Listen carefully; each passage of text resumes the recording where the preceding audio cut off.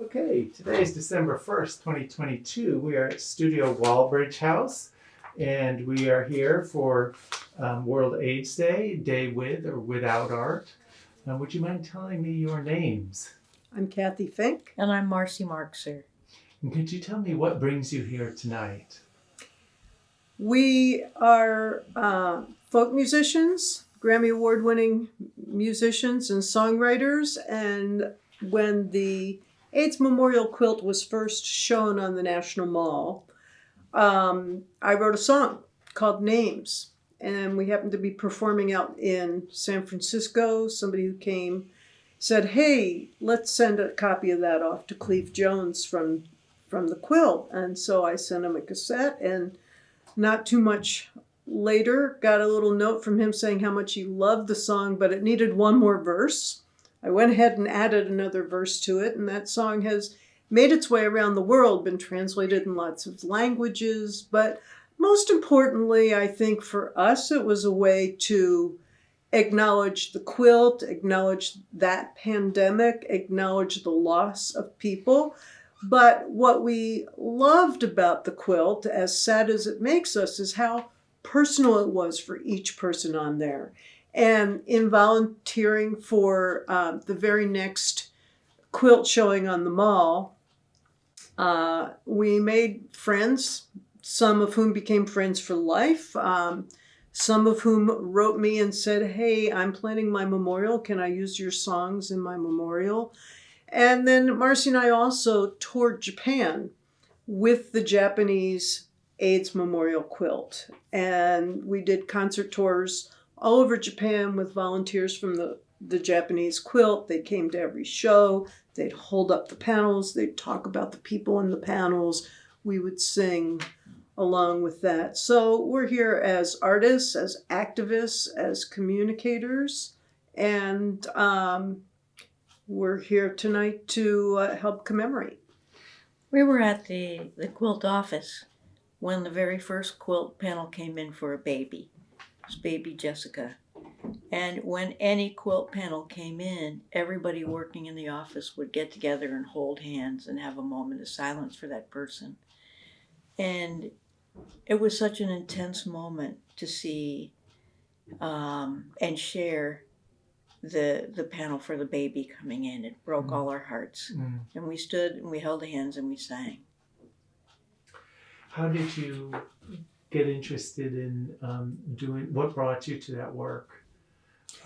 Well, as folk singers, we've kind of been around music, activism, and social justice all our lives. So, or all of our musical folk singing lives, which for us at this point is dangerously close to 50 years. We've worked with Pete Seeger, we worked with Peggy Seeger, we've worked with Tom Paxton.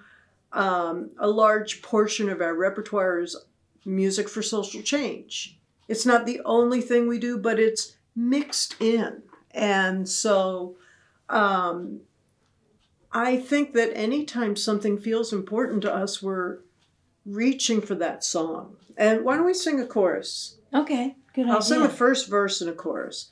Patchwork of thousands of precious names. There must be someone that you know, woven together in a quilted frame. Names the loved ones won't let go. And I know that my name could be there, and I feel the pain and the fear. And as human love and passion do not make us all the same, we are counted not as numbers, but as names. Well, I flub that because I'm always holding a guitar and my lyrics are established with that. But I also want to say that when I wrote the song, it was early enough in the AIDS pandemic for people to absolutely only associate AIDS with the gay population. And one of the things that the song really was meant to do was to say, hey, this could be any one of us. You know, it could be me, it could be you. We are equal, and we want to say your name out loud. You're a real person, whoever you are. And I was in San Francisco when Randy Schultz was writing articles in the newspapers trying to warn people, and people didn't believe him. Like, it just seemed like science fiction, the things that he was writing, and they were all true. But to go from the AIDS epidemic, having this mystery cloud of illness hit this wonderful, creative, smart, beautiful community and spread, it was just an amazing thing to see. And now with the pandemic, we've seen progress really fast going in a positive direction with vaccines, but we just didn't have that medical knowledge, and we didn't have the government support back then.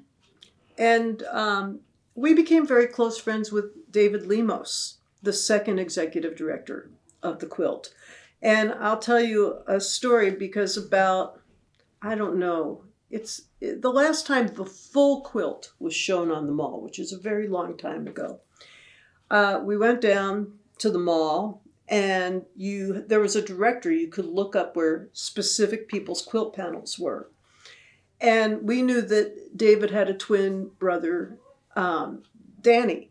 So we looked up David's quilt panels, and of course there were many of them. There wasn't just one. He was well loved, well celebrated.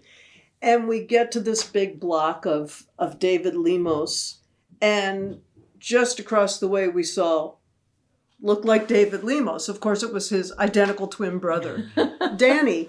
And we went up to Danny and we said, "We're Cathy and Marcy." And it was just like meeting a brother, meeting an old pal. And I feel like there are moments when the quilt is on display and people get to see the panels they made or panels of their friends.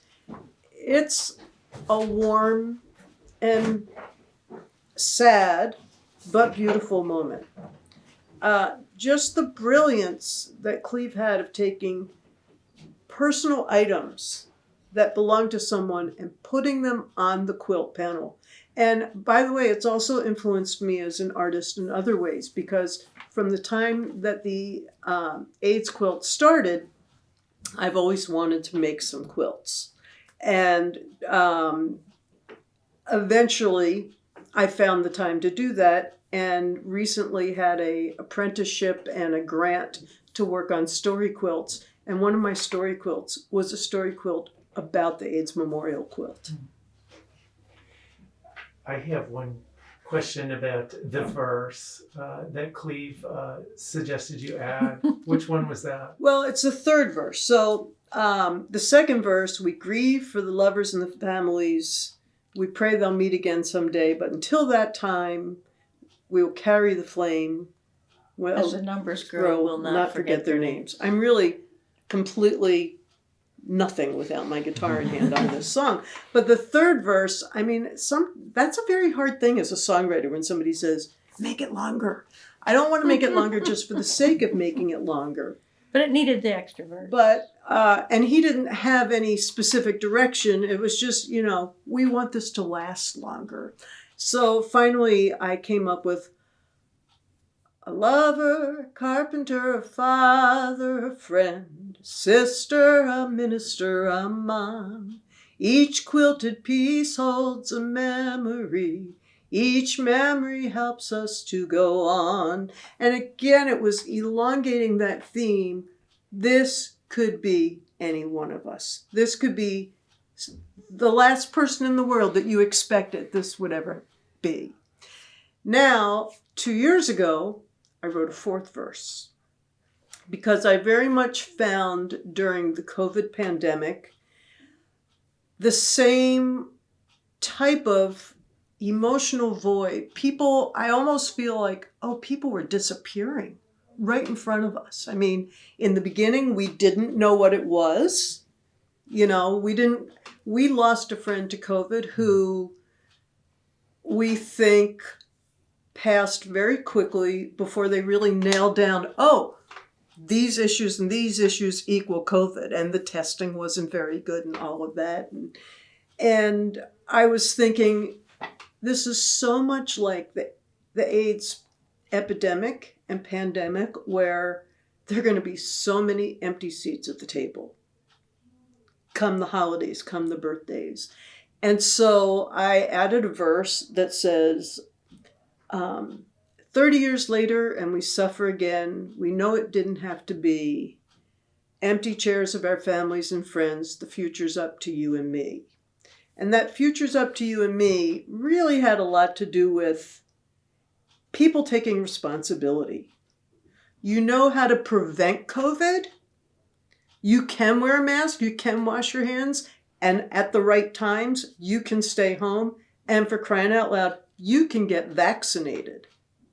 And just as in the AIDS pandemic, it just made me so angry that there were people who didn't take this seriously and wouldn't do the right thing. And in my mind, partly because I live with a cancer survivor, in my mind, you know, anyone who doesn't want to do that is kind of like telling me they don't care about immune compromised people. They don't care about me. And the thing is, we've lost people that were perfectly healthy. And this just happened to be the wrong virus for them or whatever it is. So that fourth verse really, the comparisons, there's so many comparisons. So I feel like that's one of our jobs as songwriters. We're not just documenting, but we did a lot of performances as the AIDS Memorial Quilt toured around the U.S.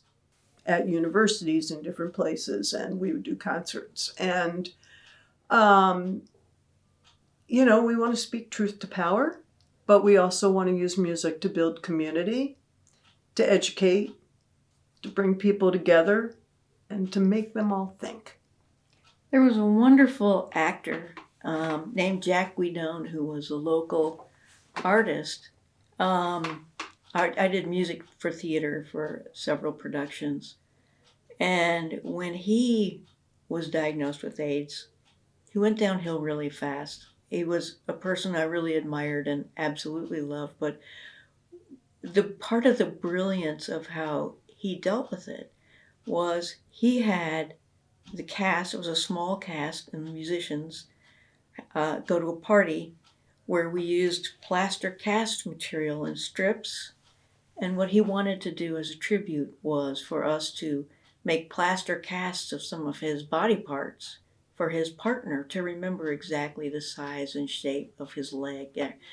And to take that kind of a disease, that kind of an illness, when you feel like total crap and you know what's coming, and turn it into something so amazingly artistic and beautiful, it just speaks of the intelligence of the community and love, the deep, deep love that we feel and we've seen so much of, and we're so thankful to be part of. Thank you so much for your time tonight. Appreciate it. Thank you. Thank you.